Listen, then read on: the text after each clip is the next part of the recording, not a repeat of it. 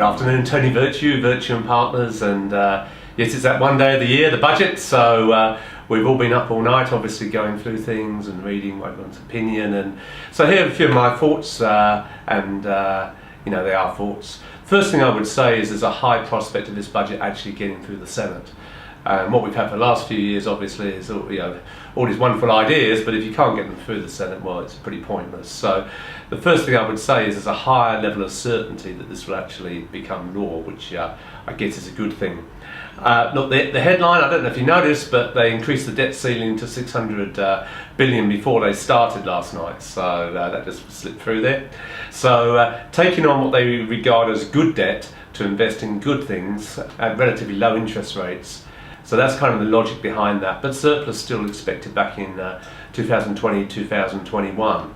A couple of revenue raises, probably the interesting one was the bank bashing, I suppose. So 6 basis points on every liability they hold above 250,000. So that's kind of not retail type money.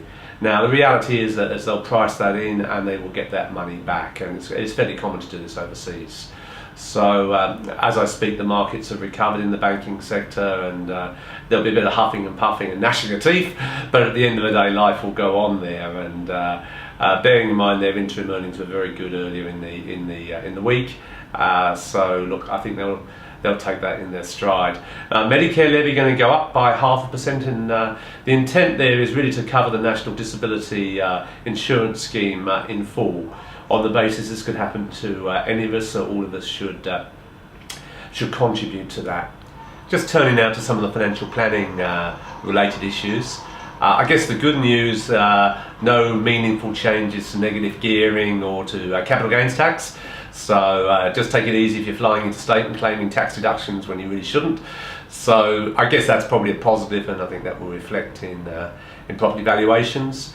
In superannuation, for the younger clients, an opportunity to put money in or salary sacrifice into a separate bucket of money within super, and you can build up to $30,000 there in a concessionally taxed environment, and then draw that money down to help on a first deposit at a later stage.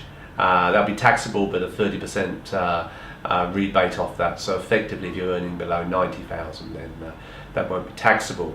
30,000 probably won't buy you much in Sydney, but it's maybe a step in the right direction there. For our senior clients, finally a couple of breakthroughs for those of you who are 65 and over, and as you well know, a big frustration here, that if you do sell your home now, your principal place of residence, you've lived there for over 10 years, you'll be able to pop $300,000 per person within a couple into superannuation, just to bump your super up there, irrespective of this 1.6 million figure at the moment.